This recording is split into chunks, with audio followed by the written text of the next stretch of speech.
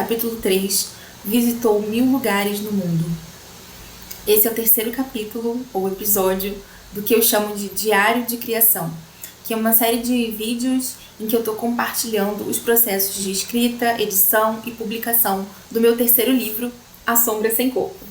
Meu objetivo é que com esses vídeos eu consiga trocar ideias com leitores e com escritores ou outros artistas que possam se beneficiar dessas conversas sobre processo de criação e de publicação.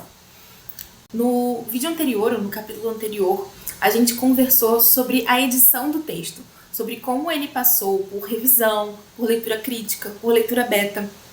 E eu comentei no final do vídeo que esses processos nem sempre são lineares. Por exemplo, quando o livro chegou na leitura beta, ele já tinha passado também por um processo de criação de imagens, junto com a Isabel Fernandes Leal, que é designer, que foi capista, ilustradora, diagramadora do livro, que é minha irmã também.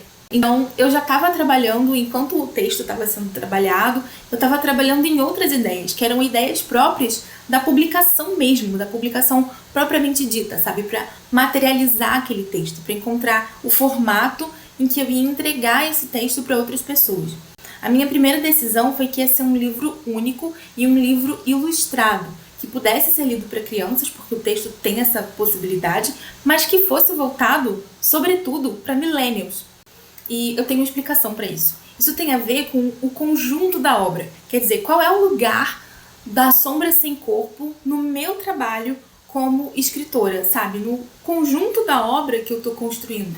Porque um autor, um escritor, ele constrói a sua obra ao longo da vida, em cada livro que ele vai publicando, em cada decisão estética que ele vai tomando, no formato dos seus livros, na maneira como ele escreve prosa ou poesia. É como se ele estivesse construindo um mosaico e cada publicação é uma pecinha assim, nesse trabalho maior, nesse quadro maior. Pelo menos é assim que eu penso o meu processo e a minha escrita, o meu trabalho com escrita, e eu acredito que outros autores pensem da mesma maneira. O meu primeiro livro se chamou Sólido, foi publicado em 2020 pela editora Casuá e era um livro de poesia. Nesse livro eu consegui encontrar assuntos, temas, motivos que eram muito importantes para mim e referências com as quais eu queria muito dialogar. Foi um livro de coletânea, digamos assim, porque ele acabou reunindo poemas de diferentes épocas da minha vida e da minha escrita, mas ainda assim ele tinha uma unidade bem estabelecida e discutia a ideia de modernidade líquida e conflito geracional, contemporaneidade. Esse tipo de ideia era muito importante para mim já naquela época. Depois disso eu publiquei Burnoutinho, foi meu segundo livro, também de poesia, pela editora Minimalismos, em 2023. Nesse livro eu já tinha uma conversa mais voltada sobre a ideia de trabalho, mas ainda assim a questão geracional era muito presente. Ser millennial era uma questão, e a maneira como a gente se relaciona com ideias como trabalho, sucesso, felicidade, carreira, tudo isso tinha a ver com o livro. É claro, o Burnoutinho também tinha um tipo de humor, um tipo de brincadeira.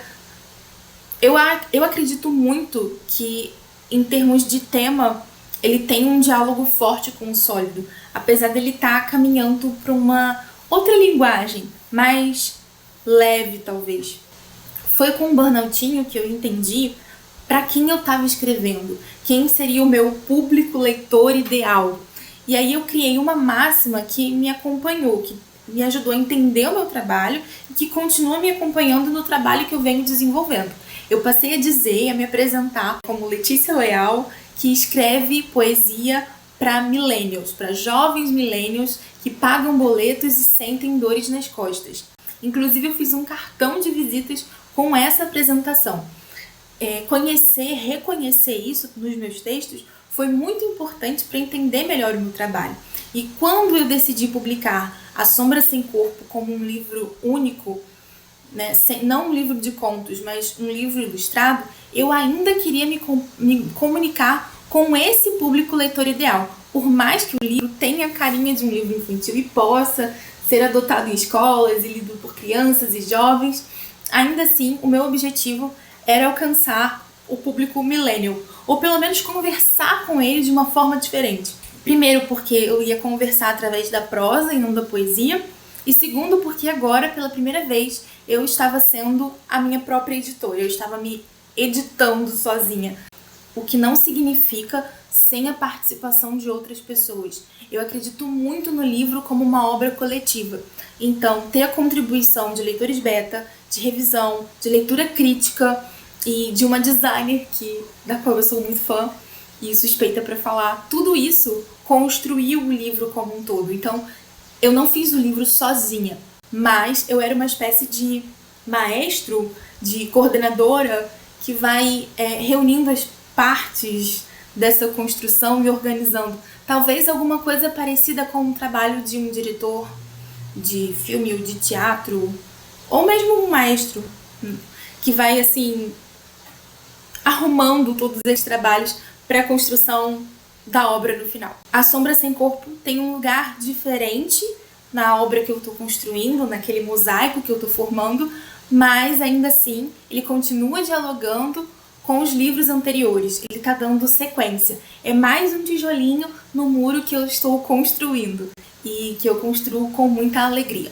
Eu espero que essas ideias tenham feito algum sentido para você e eu vou ficar muito feliz se você quiser comentar, trocar ideias e me contar como é que funciona para você a ideia de se autoeditar ou de construir a sua obra como um mosaico, conseguir enxergar para além de cada livro de maneira unitária, mas conseguir pensar a obra como uma espécie de estrada, carreira, jornada ou construção única formada por várias etapas, várias contribuições.